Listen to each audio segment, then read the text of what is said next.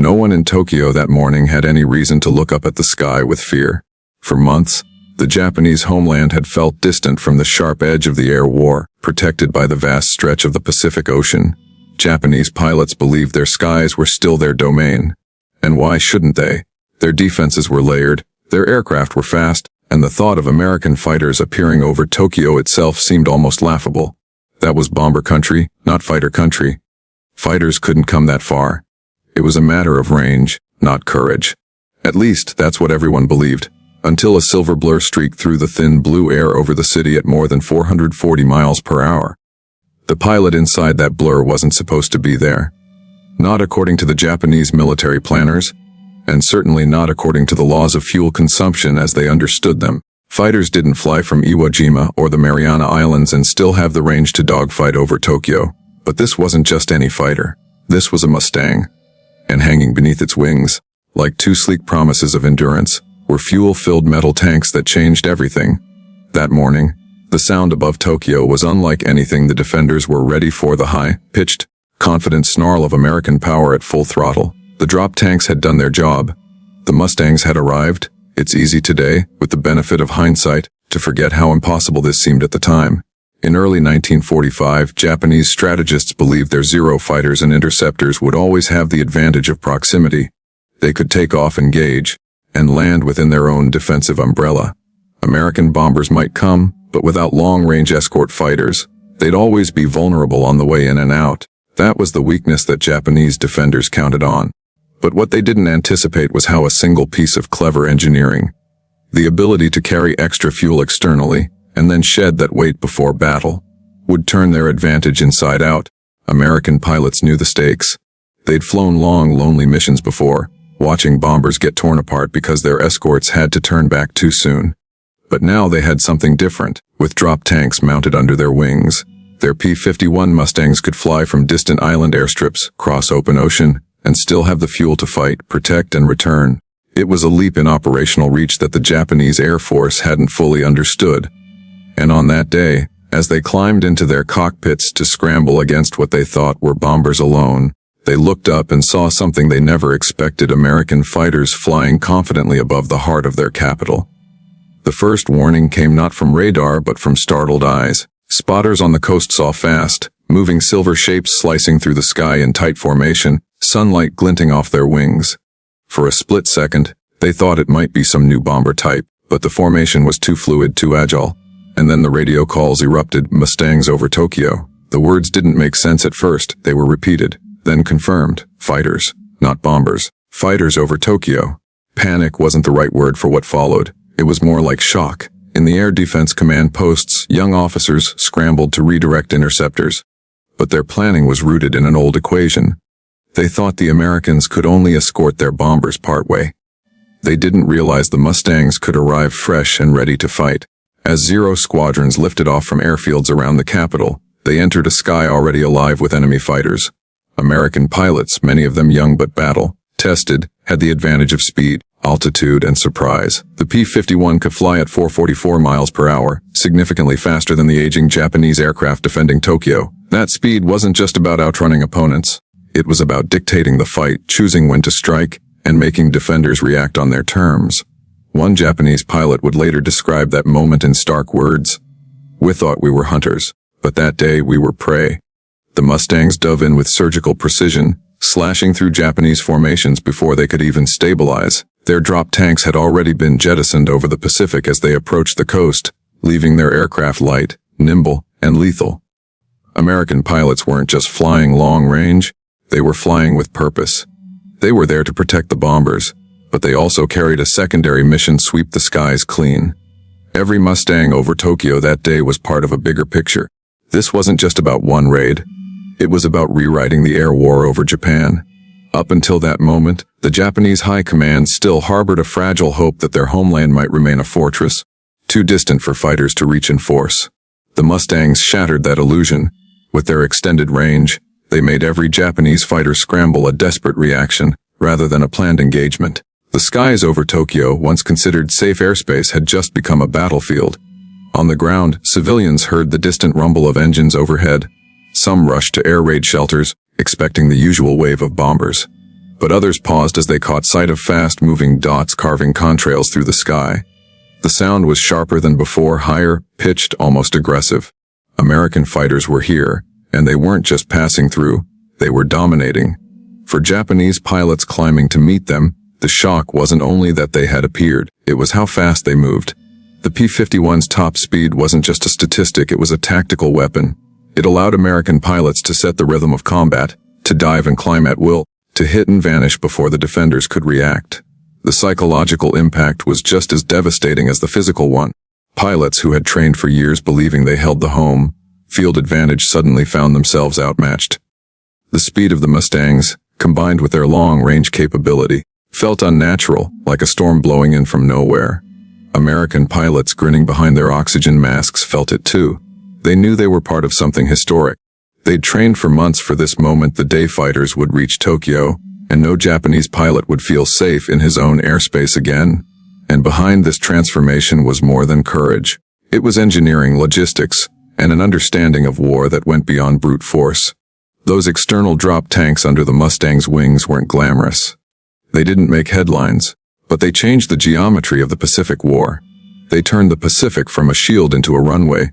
They made long-range escort not just possible but lethal.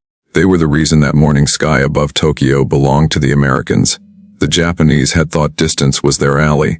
The Mustangs proved distance could be conquered, and as the first aerial clashes erupted high over the city, it became clear that something fundamental had shifted. The hunters had become the hunted, and the Empire's skies would never feel safe again.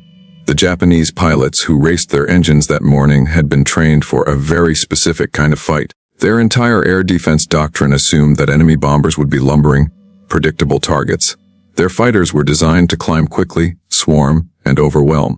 Their tactics relied on knowing where the bombers were coming from, and when the escorts would peel away. But as the first silver Mustangs slashed through the air above Tokyo, that familiar pattern disintegrated like vapor. There was no clean, structured battle. It was chaos, a kind of fast-moving, vertical, unpredictable chaos that the Japanese hadn't prepared for. Up there, at 20,000 feet, the air was clear and cold. The sun reflected off the polished aluminum of the American planes, making them appear almost ghostly as they streaked in from the west. Many Japanese pilots mistook them for bombers until they got closer. And by the time they realized they were facing fighters, the Mustangs were already in attack position. They dove like falcons. They didn't hesitate. They didn't probe defenses. They attacked first. One Japanese pilot later remembered the first pass clearly. He saw two silver shapes cut through the top of his formation, guns blazing before he even had time to roll his Zero into a defensive turn. The tracers lit up the sky like a string of white-hot beads. His wingman's plane exploded in a burst of flame, spiraling toward the ground below. In that instant, the entire formation broke apart. It wasn't a coordinated dogfight anymore. It was survival. What made the Mustangs so devastating wasn't just their speed or firepower. It was their ability to dictate every engagement. At 444 miles per hour, they could choose when to enter the fight and when to disappear. The Japanese fighters, many of them older designs like the Zero, couldn't match that pace. They were nimble at low speeds, sure, but they lacked the climb rate and horsepower to stay with the Americans once the fight went vertical. And that's exactly where the Mustang pilots took them. Up, down, and through maneuvers designed to break their rhythm and crush their confidence. For months, American bomber crews had lived with the terror of watching Japanese fighters tear through their formations while their escorts turned back toward home. That day over Tokyo, it was different. The bombers had protection all the way in. As the heavy bombers approached their targets, they could see far ahead and above, their fighter escorts already sweeping the sky clean. The Mustangs weren't just reacting to Japanese attacks, they were hunting. Their drop tanks, now jettisoned and tumbling away somewhere over the Pacific, had done their job perfectly. The planes were light, fast, and ready to fight to the last drop of internal fuel. Down below, the Japanese command struggled to make sense of what was happening.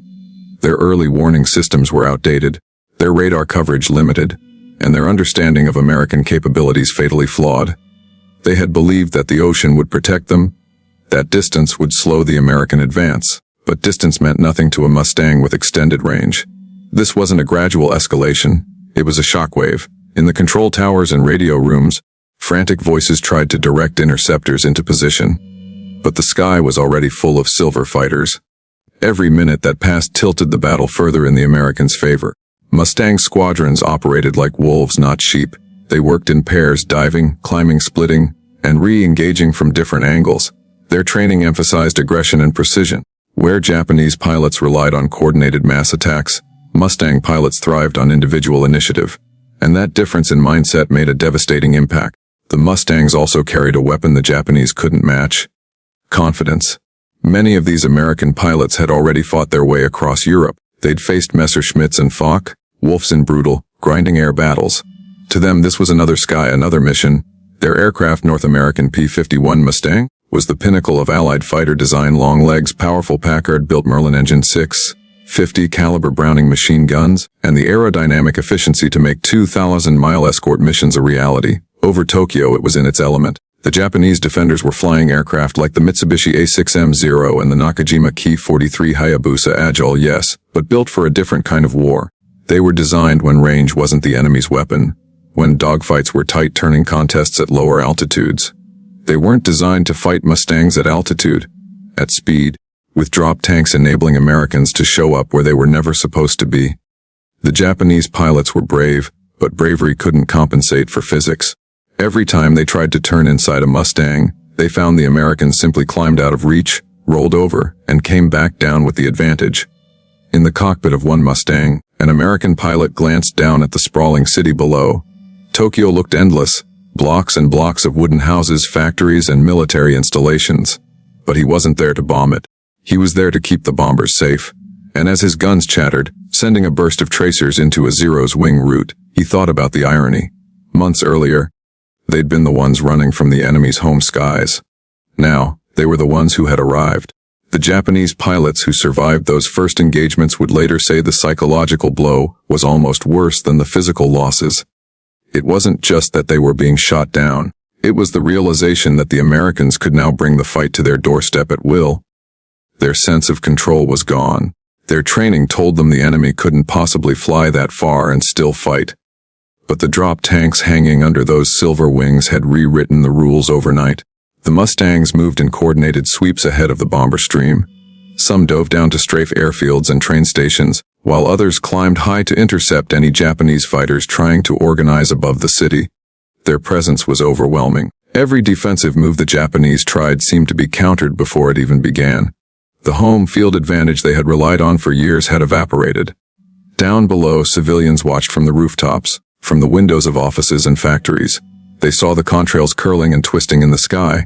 They saw flashes, smoke, and planes tumbling down, trailing black ribbons. To many, it was the first time they truly saw American fighters in their skies, not just bombers high above, and it sent a shiver through the capital. If the Americans could reach Tokyo with fighters, what could possibly stop them next?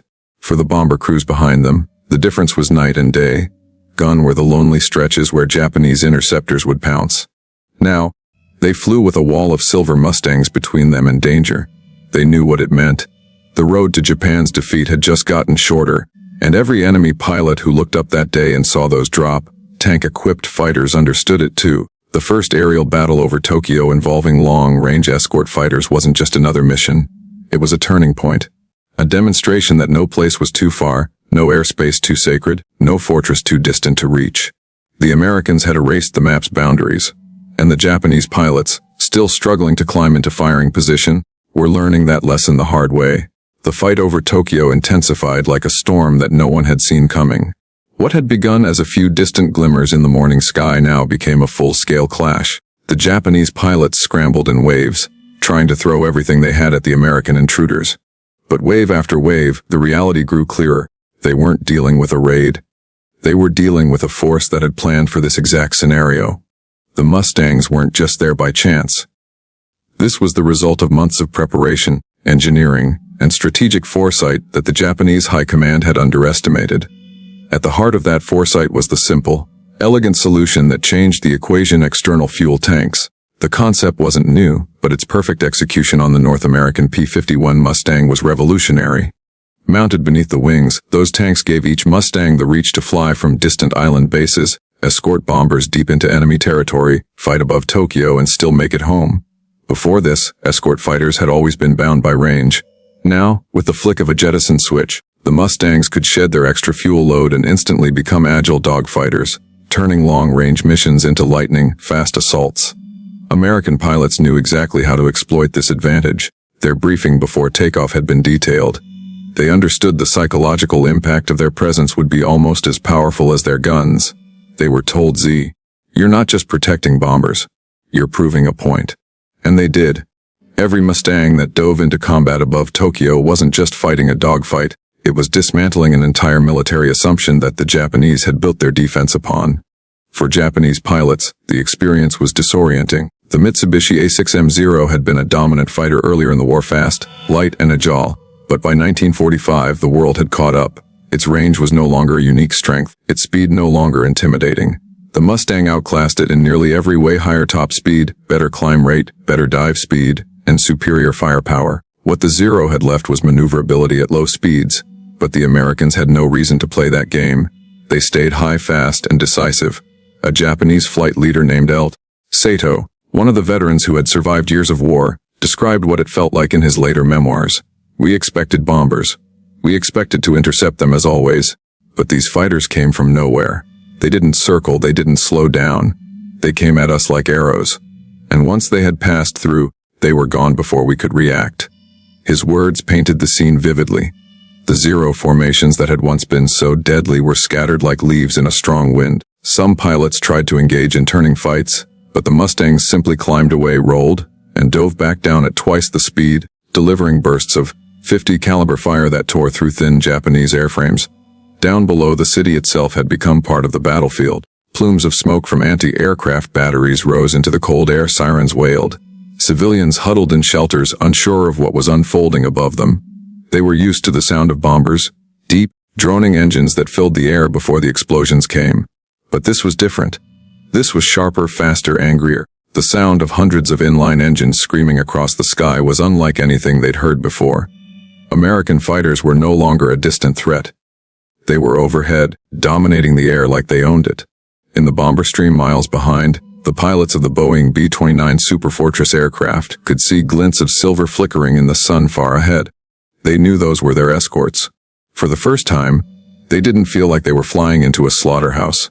Before the advent of the Mustang escorts, bomber missions deep into Japan had been brutal. The enemy would attack when the fighters had to turn back, leaving the bombers alone for hundreds of miles. Many never made it home. But today was different. Today, the hunters had escorts with teeth. The Japanese ground controllers frantically tried to vector more squadrons into the fight. But it wasn't enough. The Americans had planned their entry with precision. Their Mustangs were spread across multiple altitudes, some high to intercept Japanese fighters climbing, others lower to strafe and suppress airfields, keeping reinforcements from taking off. It was coordinated chaos, designed to stretch the defenders thin and leave them reacting instead of controlling the tempo. And tempo was everything in the sky. The Mustang's blistering 444 mph top speed gave American pilots the initiative. If a Japanese fighter dove toward a bomber, the Mustangs could be on it in seconds. If the Japanese tried to disengage, the Mustangs could catch them. If they tried to climb, the Mustangs were already higher. The defenders were boxed in, forced to fight on American terms. A young Mustang pilot named Jack Reynolds, just 22 years old, had never seen Tokyo before that day. As he banked over the city, he could see the Imperial Palace far below, a geometric shape amid a sea of rooftops. He wasn't there for sightseeing. His wingman's voice crackled through the radio, "Bandits at 2 o'clock high." Jack rolled into a climb, sun behind him. 2 Zeros were trying to sneak up toward the bombers. He pressed the throttle forward. The Merlin engine roared. In seconds, he was above them, diving into position. The burst from his 6 Brownings shredded the lead plane's wing, sending it tumbling. The second Zero broke away, but Jack followed, closing the gap effortlessly. In less than a minute, the fight was over. The Zeros never had a chance to dictate the battle. Japanese pilots were brave. Many of them flew straight into impossible odds. They knew the sky was stacked against them. Their aircraft were older, their numbers smaller, and their surprise advantage gone. But courage could not offset engineering. The Americans had built a machine that made bravery alone obsolete. Even the Japanese ground crews watching from airfields felt it. They saw their fighters struggle to gain altitude fast enough to intercept the intruders. They saw Mustangs flash overhead, dropping into strafing runs that tore through parked planes and fuel depots. Some Japanese pilots never made it into the air that day. They were caught on the ground, engines barely spinning, when the Americans struck. The arrival of the Mustangs also signaled something deeper, the collapse of Japan's strategic perimeter. For years, distance had protected the homeland. The Pacific Ocean was their shield. But now, with Iwo Jima in American hands and drop tanks turning fighters into long-range predators, that shield was gone. It wasn't just a battle for the skies. It was a battle for the psychological heart of the empire.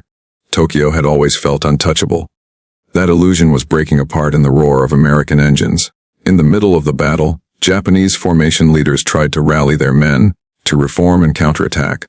But every attempt was met with blistering speed and ruthless precision. The Americans didn't give them space to breathe, let alone regroup. Every time they tried to climb or turn, another flight of Mustangs was already there, pressing the attack. The sky was theirs. By midday, the once proud Japanese air defense network was in disarray. Interceptor units were scattered, their losses mounting. The Mustangs remained, circling high and fast, like hawks above a field. They weren't just visitors to Tokyo anymore. They were the new reality. By midday, the skies over Tokyo were no longer a contested arena. They were owned. The North American P-51 Mustangs moved with a kind of predatory grace that came from both speed and confidence. They had arrived from hundreds of miles away, carrying drop tanks beneath their wings like invisible keys that had unlocked the front door to the Japanese homeland. The defenders hadn't expected them, hadn't prepared for them, and now they were struggling to survive in a fight they couldn't control. For the Japanese pilots, what had started as a mission to protect their capital turned into a desperate scramble just to stay alive. For years, Japanese strategy had relied on the assumption that their homeland was too far for enemy fighters. Bombers, yes, they could come. But bombers without escorts were vulnerable. That had been their logic. That was how they had trained, planned, and built their air defense network. And that logic died the moment the first Mustangs crossed the coast. The American plan was meticulous. The long-range fighters had taken off from newly captured island airstrips, their drop tanks brimming with fuel. Their flight path had been calculated to the minute, allowing them to meet the bomber stream, sweep ahead, and hit Japanese defenses before the main raid arrived. Timing was everything.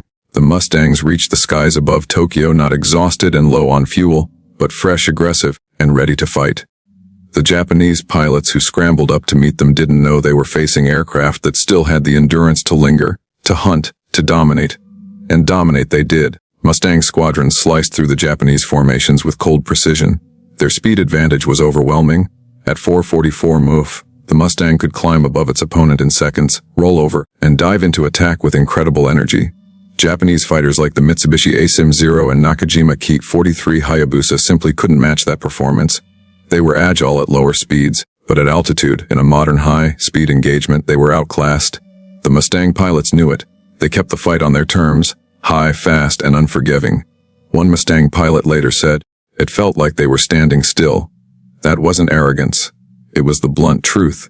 The speed gap between the two aircraft gave the Americans all the leverage they needed. The Japanese defenders were forced into reactionary moves, constantly trying to close the distance just to get a shot off. Meanwhile, the Mustangs picked their engagements like wolves picking off stragglers from a herd. Down below, anti-aircraft guns thundered, their black puffs of flak marking the sky. But even the ground defenses seemed confused. For so long they had aimed at slow-moving bomber formations. Now they faced nimble, fast-moving fighters. Their shells burst wide, rarely finding their mark, and the Mustangs didn't just stay at altitude. They dove low to strafe airfields, trains, and infrastructure around Tokyo. Civilians watched in stunned silence as the scream of engines ripped across their neighborhoods. American fighters over their capital city, weaving and turning with impunity. It was something no one thought possible just months earlier. On the Japanese airfields surrounding the city, chaos reigned. Ground crews scrambled to refuel and rearm fighters as quickly as they could, but the moment a plane lifted off the runway, Mustangs were waiting. Strafing runs tore through rows of parked aircraft, turning the airfields into fields of burning metal.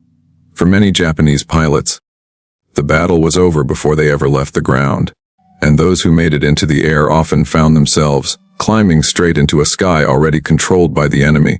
For American bomber crews still miles away, the reports crackling through the radio were almost surreal. They were used to fighting through thick clouds of enemy fighters, with no one to protect them once they reached the target. Now, they were hearing their escorts clearing the sky before they even arrived. It was a reversal of fortune so complete that it felt almost unreal. The once terrifying idea of a mission deep into Japan now had a shield of silver wings. The drop tanks had made this possible. Those plain, unglamorous cylinders under the Mustang's wings were the silent heroes of the mission. They had extended the fighters' range far beyond what the Japanese believed possible. The Mustangs could take off from distant bases, fly over open ocean, arrive in Tokyo with fuel to spare, jettison the tanks to shed weight, and then fight at full performance. That one technological leap had changed the Pacific Air War overnight. The Japanese pilots were learning that in the hardest way imaginable. In one corner of the sky, a veteran Japanese ace named Elite Nakamura led a small group of fighters in a last-ditch attempt to regain control. He was a skilled pilot, respected by his men. He had flown against American forces before and knew their tactics, but he had never faced Mustangs over his own capital. As he banked his Zero to intercept a formation of bombers, 3 Mustangs appeared from above, sun behind them, invisible until the last second. Nakamura rolled hard, trying to shake them, but their speed advantage was merciless. In less than 30 seconds, one of his wingmen was spiraling down in flames. Another was forced to dive away, bleeding altitude. Nakamura himself was hit but managed to bail out. As his parachute opened, he looked down at Tokyo and up at the sky filled with silver. In that moment, he knew something fundamental had changed. The Americans weren't just visitors. They were conquerors of the sky. The battle wasn't evenly matched. It wasn't a contest of equals. It was an unveiling. The Mustang represented the full weight of American industry, strategy and innovation converging into one aircraft. It wasn't just fast, it was smart. It was engineered to fly farther, fight longer, and hit harder. Japanese pilots, even the best among them, were flying machines that had been designed in another era, for another kind of war. They were brave, but bravery wasn't enough against physics and planning. The psychological blow was as devastating as the tactical one. The Japanese Air Defense Command had always believed they had the home advantage. They had built their plans around the idea that fighters couldn't escort bombers to the Japanese mainland. That belief had given them confidence. Now, that confidence was gone. The Mustang had erased it in a single morning. As the battle wore on, the Mustangs began to expand their control. Groups of fighters moved farther out from the city, hitting airfields and supply lines, ensuring that any reinforcements arriving from surrounding regions would face the same brutal welcome.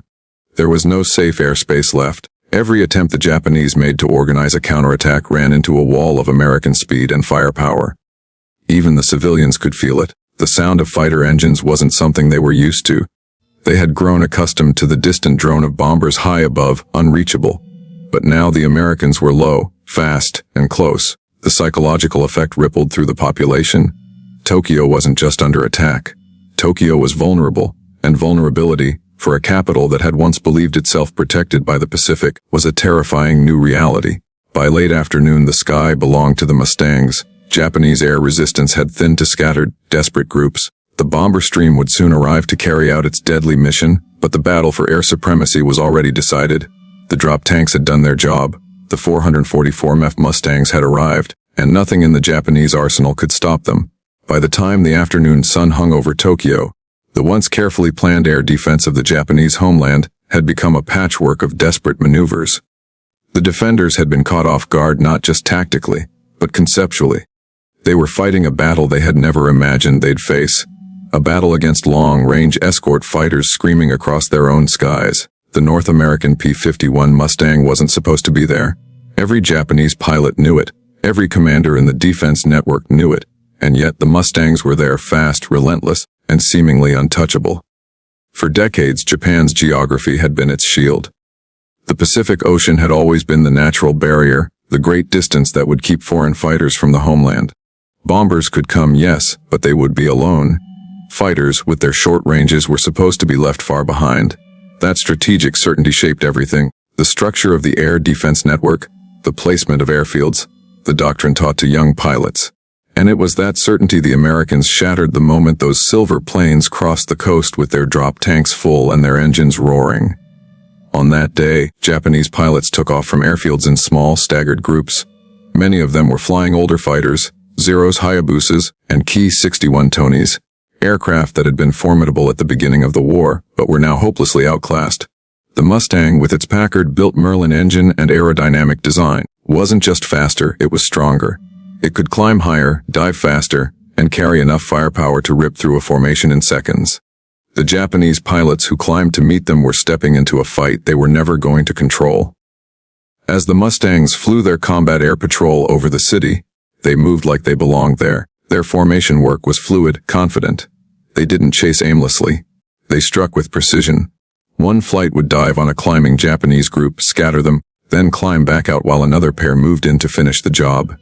The Japanese defenders were constantly on the back foot, reacting instead of dictating. It was a kind of aerial chess in which one side had all the queens and the other had pawns. In one engagement just east of the city, a group of 6 Japanese fighters tried to ambush the bomber stream approaching from the south. They never got close. A flight of Mustangs intercepted them at altitude, having already been vectored by advanced coordination and spotting. The Japanese pilots banked hard, trying to break formation and scatter. The Americans simply followed the energy. At those speeds, the Zeros couldn't keep up. One Mustang dove, ripping a burst into the lead Zero, flames trailing from its wing. Another climbed and then rolled back down, firing from above. Within moments, 3 Japanese fighters were spiraling downward. 2 more tried to disengage. The Mustangs caught them before they reached the cloud line. The speed difference was merciless.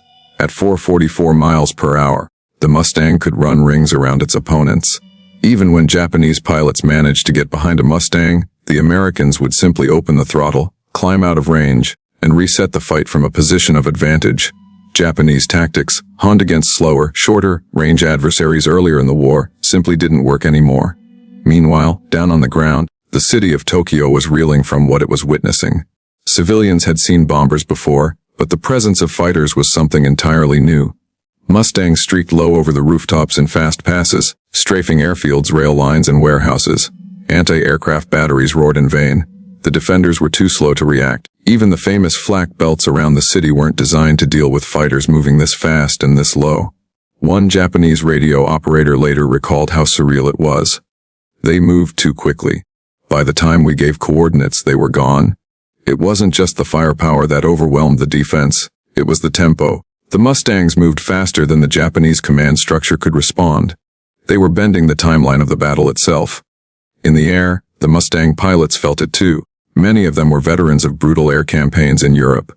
To them, the Japanese air defense felt like a ghost of a fight. Too slow, too fragmented.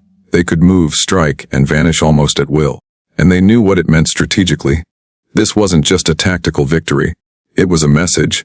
A nation once thought untouchable was being forced to face a new kind of war. The Mustangs' drop tanks had made this entire mission possible.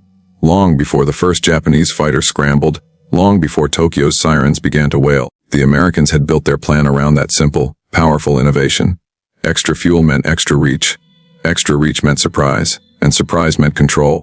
When the Mustang pilots jettisoned their tanks over the Pacific and felt their aircraft grow lighter, they knew they were crossing an invisible line in history. They were about to do what no fighter squadron had done before: dominate the skies over the Japanese capital.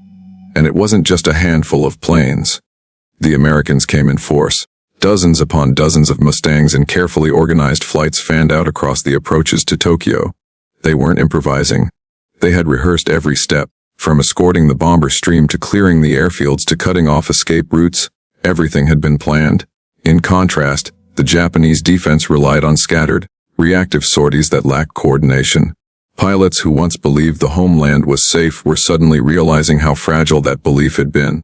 Even veteran Japanese pilots who had fought since the beginning of the war felt the shift. They had once been the hunters. They had once owned the skies over the Pacific, flying long-range Zeros in the early days of the conflict. But the tide of technology had turned. Their old advantages were gone. Now the Americans were the ones with range, speed, and overwhelming firepower. What had once been their greatest strength, the ability to project air power over distance, was now the Americans' weapon. Above the city, a small group of Japanese fighters tried a last-ditch head-on attack against the bomber stream, hoping to at least inflict some damage. The Mustangs were waiting. They dove in at an oblique angle, splitting the formation apart. Tracer rounds flashed like white streaks in the sun. One Zero exploded midair, another peeled away trailing smoke, and the rest dove for the deck. The bombers kept coming, untouched. The sense of inevitability grew heavier with each passing minute. The Japanese defenders weren't just losing a battle, they were losing control of their skies. Tokyo, once imagined as unreachable, was now a stage for American air dominance. The Mustangs roamed above it like predators in open plains, deciding where and when to strike. Down on the streets, people watched from rooftops, frozen between awe and fear. Some whispered that the appearance of the fighters meant the Americans were getting closer. Others simply stared. For years, they had been told that distance would keep them safe. Now, distance had collapsed into the roar of American engines. And above it all, the Mustangs circled, not just symbols of power, but the living proof that the Pacific was no longer a wall. It was a runway. The Japanese pilots had faced difficult odds before, but never like this. In earlier years, their sky was their sanctuary. They were fast, agile, and believed the enemy's range was their shield. Yet now, over the very skies of their capital, the illusion had shattered completely. The sound of engines that didn't belong, those deep, powerful roars, rolled across the landscape like a storm that no one could stop. Those engines came from something few had thought possible. Long-range American fighters that had crossed the Pacific skies to escort bombers directly to Tokyo. They were here, and they weren't just escorting, they were hunting. The sleek silver shapes of North American P-51 Mustangs streaked across the horizon. Their drop tanks, slim, aerodynamic, and perfectly engineered, hung beneath their wings. The reason they had made the impossible possible. What stunned Japanese defenders wasn't just the sight of the fighters themselves, but the implication. These aircraft had roared in at over 440 miles per hour, far faster than the Zero fighters that had once dominated the Pacific. The technological and strategic balance of the war had turned, and this moment over Tokyo was its most visible proof. Many Japanese pilots remembered how they once faced sluggish bombers alone, confident that no American fighter could ever reach this far. The Pacific Ocean was a wall, or so they thought. But the Mustang, with its remarkable speed, incredible range, and drop tanks, had erased that wall in a single stroke. The drop tanks themselves were a simple idea executed with ruthless efficiency.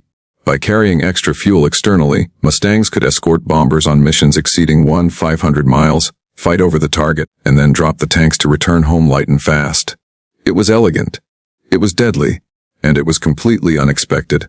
The defending pilots scrambled from airfields that were already damaged by bombing. Many were veterans, but many more were young, inexperienced, and barely trained. As they climbed into their cockpits, they looked to the sky and saw something unfamiliar. Enemy fighters flying confidently over Tokyo, as if they owned the air. Some didn't even realize what type of planes they were facing. The Mustang's long nose, bubble canopy, and clean lines were unlike anything they had seen before. But they recognized its speed immediately. A Zero could turn tight, but it couldn't outrun a Mustang. And worse, the Mustang pilots knew it. In the cockpit of a Mustang, an American pilot could watch a Zero turn, anticipate its move, and then simply climb or dive away out of reach. The Mustang's superior speed and high altitude performance made it a predator in an environment where Japanese fighters were becoming increasingly desperate. And this wasn't just a single raid. It was a signal nowhere was safe anymore. As the bombers of B-29 Superfortress formations approached Tokyo, the Mustangs swept ahead, clearing the skies like a blade cutting through silk. They hit interceptors before they could climb to altitude. They strafed airfields before planes could take off. They engaged Zeros with brutal efficiency, and then, when their drop tanks were empty, they released them into the sky, gleaming silver canisters tumbling down like silent proof that the Mustang could go anywhere it wanted. On the ground, anti-aircraft crews stared in disbelief as fighters and bombers came together in one seamless assault. Before, raids on Tokyo had relied on surprise or altitude. Now, the Americans had something even more powerful: air superiority at the enemy's doorstep. The defenders had no real answer. Many Zeros that did get airborne never returned. Their once vaunted turning dogfights meant little when Mustangs refused to play that game, striking and vanishing in vertical climbs, using their speed to dictate every engagement. This moment was more than just a tactical success. It was psychological warfare of the highest order. Japanese leadership had always presented the home islands as untouchable. Propaganda said that enemy fighters could never reach Tokyo. The sight of silver Mustangs over the city broke that illusion in full view of soldiers and civilians alike. American pilots had flown from faraway bases on islands recently captured at great cost. Their arrival was the embodiment of strategic reach, an invisible line stretched across the Pacific, made real by aluminum wings and external fuel tanks. For the pilots inside the Mustangs, there was an unspoken awareness they were flying into the heart of an empire. Each mission like this carried not just danger but a message. The Mustang had become a symbol of inevitability. Its speed was unmatched, its range unbeatable, and its pilots had trained relentlessly to exploit those advantages. While Japan struggled with limited resources, outdated aircraft, and dwindling fuel supplies, the Americans were flying a machine built to win wars at distance. One Japanese ace, experienced and decorated, dove into the fight with everything he had. He tried to turn inside a Mustang, forcing it into a spiral. For a brief moment, the old tactics seemed to work, until the Mustang pilot simply pulled up, climbing steeply, engine screaming, the Zero falling behind like a leaf in the wind. The ace realized then, in that quiet moment before the Mustang rolled over to strike again, that the era of the Zero had ended. Drop tanks made this possible. They seemed like such a small detail, but they were the key that unlocked Tokyo's skies. The tanks allowed Mustangs to fly from bases like Iwo Jima, escort bombers across the ocean, and fight effectively over the capital. Without them, the Mustang would have been just another fast fighter with limited reach. With them, it became a strategic weapon. The Japanese never expected to see such fighters appear overhead. The shock of their arrival was total. By nightfall, the sky over Tokyo was a scarred memory of its morning self. Fires burned in the distance, airfields were pocked with craters, and squadrons that once took pride in defending the homeland were shattered. The Mustangs returned to their island bases, engines cooling as pilots stepped out of their cockpits, exhausted but victorious. Their mission was more than successful. It was a turning point. News of the raid rippled through both sides. For the Allies, it confirmed that the Pacific no longer had any unreachable place. For Japan, it was an omen of what was to come. The arrival of Mustangs over Tokyo marked the beginning of the end for Japanese air defenses. There would be more raids, larger raids, and with every mission, the once mighty air defenses would be stripped away piece by piece. The psychological impact was as devastating as the physical destruction. Civilians who had believed the sky belonged to them now looked up with fear. Pilots who once felt untouchable now understood they were being outflown, outgunned, and outmaneuvered. The long-range fighter escort had changed the nature of the war. The Mustang didn't just protect bombers. It hunted, it dominated, and it broke morale. Looking back, historians would point to this moment as one of those quiet but decisive shifts in air warfare. Speed and agility were no longer enough. Strategy and technology combined to create an aircraft that erased the Pacific Ocean as a barrier. The Japanese pilots, brave and determined, had never expected 444mph Mustangs with drop tanks to appear over Tokyo, but they did. And when they came, everything changed.